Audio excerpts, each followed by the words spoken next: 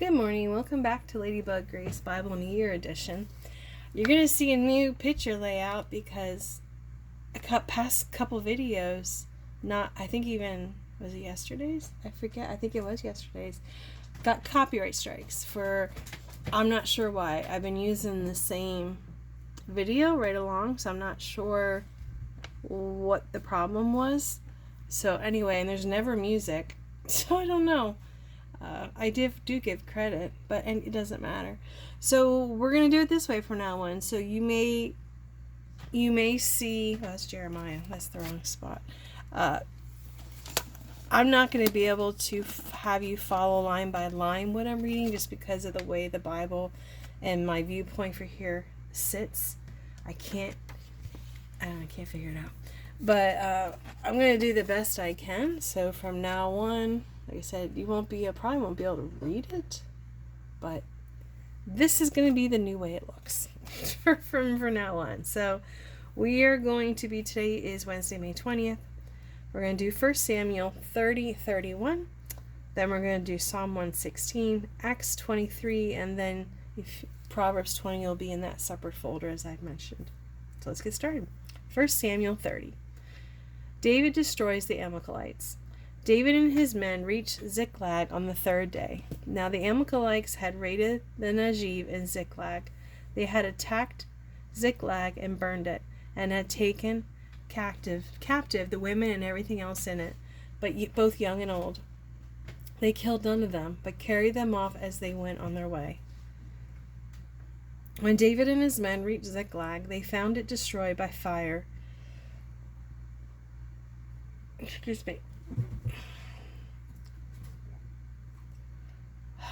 And their wives and sons and daughters taken captive. So David and his men wept aloud until they had no strength left to weep. David's two wives had been captured, Ahinoam of Jezreel, and Abigail, the widow of Nabal of Carmel. David was greatly distressed because the men were talking of stoning him. Each one was bitter in spirit because of his sons and daughters. But David found strength in the Lord his God. And David said to Abiathar, the priest, the son of Ahimelech, "Bring me the ephod." Abiathar brought it to him, and David inquired of the Lord, "Shall I pursue this raiding party? Will I overtake them?" "Pursue them," he answered. "You will certainly overtake them and succeed in the rescue." David and the 600 men with him came to the Besor Valley, where some stayed behind. 200 of them were too exhausted to cross the valley, but David and the other 400 continued the pursuit. They found an Egyptian in a field and brought him to David. They gave him water to drink and food to eat, part of a cake of pressed figs and 2 cakes of raisins. He ate and was revived, for he had not eaten any food or drunk any water for 3 days and 3 nights. David asked him, "Who do you belong to, and where do you come from?" He said, "I am an Egyptian, the slave of the Amalekite. My master abandoned me when I became ill 3 days ago. We raided the Negev of the Kerethites. Some territory belonged to Judah and the Negev of Caleb, and we burned Ziklag." David asked him, "Can you lead me down to this raiding party?" He answered, "Swear to me before God that you will not kill me or hand me over to my master, and I will take you down to them." He led David down, and there they were, scattered over the countryside, eating, drinking, and reveling because of the great amount of plunder they had taken from the land of the Philistines and from Judah. David fought them from dusk until evening of the next day, and none of them got away, except 400 young men who rode off on camels and fled. David recovered everything the Amalekites had taken, including his 2 wives. Nothing was missing, young or old, boy or girl, plunder or anything else they had taken. David brought everything back. He took all the flocks and herds. All his men drove them ahead of the other livestock, saying, "This is David's plunder." Then David came to the 200 men who had been too exhausted to follow him, and who were left behind at the Besor Valley. They came out to meet David and the men with him. As David and his men approached, he asked them how they were. But all the evil men and troublemakers among David's followers said, "Because they did not go out with us, we will not share with them the plunder we recovered. However, each man may take his wife and children and go." David replied, "No, my brothers, you must not do that with what the Lord has given us. He has protected us and delivered into our hands the raiding party that came against us. Who will listen to what you say? The share of the man who stayed with the supplies is to be the same as that of him who went down to battle. All will share alike. David made this a statute and ordinance for Israel from that day to this. When David reached Ziklag, he sent some of the plunder to the elders of Judah, who were his friends, saying, "Here is a gift for you from the plunder of the Lord's enemies." David sent it to those who were in Bethel, Ramah, Najib, and Jathur, to those in Aroer, Sipmoth, Estemoa, and Rakal, to those in the towns of the Jerahmeelites and the Kenealites, to those in Hormah, but Ashdod, Athka, and Hebron, and to those in all the other places where he and the men had roamed. And that is the end of 30. We're going to go to 31 now. Saul takes his life. Now the Philistines fought against Israel. The Israelites fled before them, and many fell dead on Mount Gilboa. The Philistines were in hot pursuit of Saul and his sons, and they killed his sons Jonathan, Abadad, and Malchishua. The fighting grew fierce around Saul, and when the archers overtook him, and they wounded him critically. Saul said to his armor-bearer, "Throw your sword and run me through, or these uncircumcised fellows will come and run me through and abuse me." But his armor-bearer was terrified he would not do it. So Saul took his own sword and fell on it. When the armor-bearer saw that Saul was dead, he too fell on his sword and died with him. So Saul and his 3 sons and his armor-bearer and all his men died together that same day. When the Israelites along the valley and those across the Jordan saw that the Israelite army had fled and that Saul and his sons had died, they abandoned their towns and fled, and the Philistines came and occupied them. The next day, when the Philistines came to strip the dead, they found Saul and his 3 sons fallen on Mount Gilboa. They cut off his head and stripped off his armor, and they sent messengers throughout the land and the Philistines to proclaim the news in the temple of all their idols and among their people. They put his armor in the temple of the Ashtoreth and fastened his body to the wall of Bethshan. Oh no, I'm almost done. Okay, look twice. When the people of Jabesh Gilead heard what the Philistines had done to Saul, all their valiant men marched through the night in Bethshan. They took down the bodies of Saul and his sons from the wall of Bethshan and went to Jabesh, where they burned them.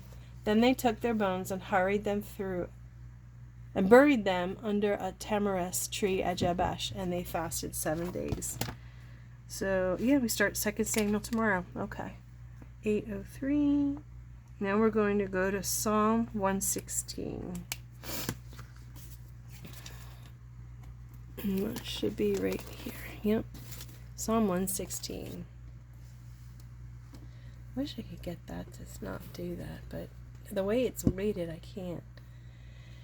Theme: praises for being saved from certain death. Worship is a thankful response and not a repayment for what God has done. I love the Lord, for he heard my voice. He heard my cry, be mercy. Because he turned his ear to me, I will call on him as long as I live.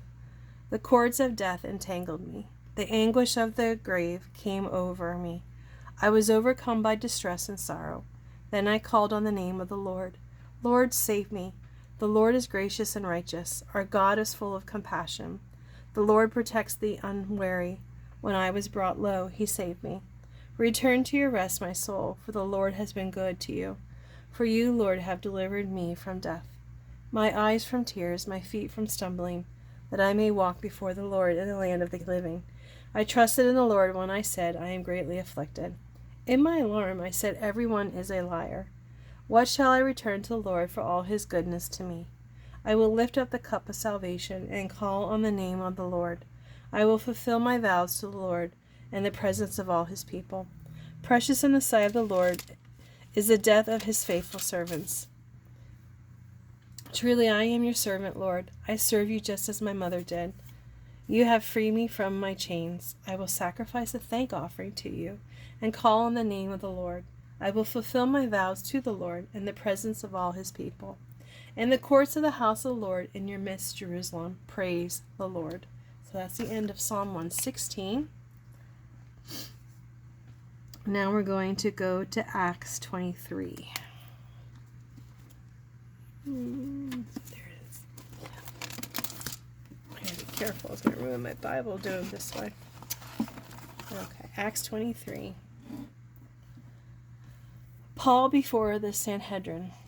The commander wanted to find out exactly why Paul was being accused by the Jews. So the next day he released him and ordered the chief priests of all members of the Sanhedrin to assemble. Then he brought Paul and he had him stand before them. Paul looked straight at the Sanhedrin and said, "My brothers, I have fulfilled my duty to God and all good conscience to this day."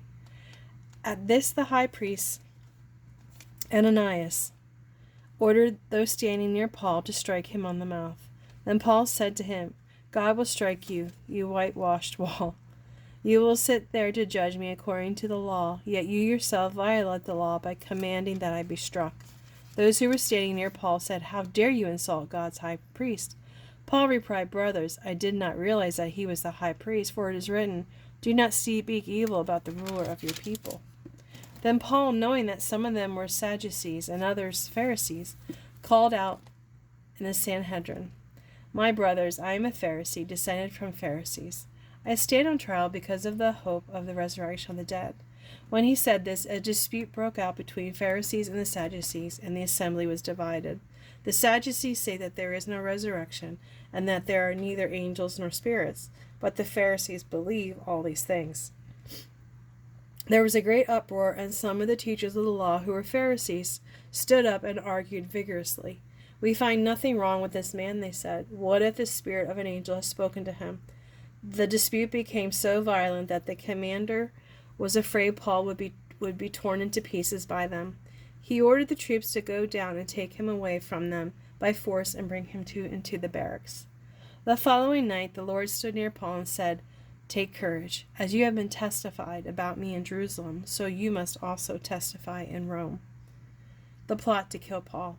The next morning some Jews formed a conspiracy and bound themselves with an oath not to eat or drink until they had killed Paul. More than 40 men were involved in this plot.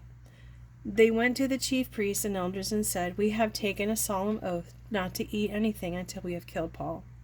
Now then, you and the Sanhedrin petition the commander to bring him before you on the pretext of wanting more accurate information about this case. We are ready to kill him before he gets there." But when the son of Paul's sister heard of this plot, he went into the barracks and told Paul. But when the son of Paul's sister, okay, got it. Then Paul called on one of the Sanhedrin and said, "Take this young man to the commander. He has something to tell him." So he took him to the commander.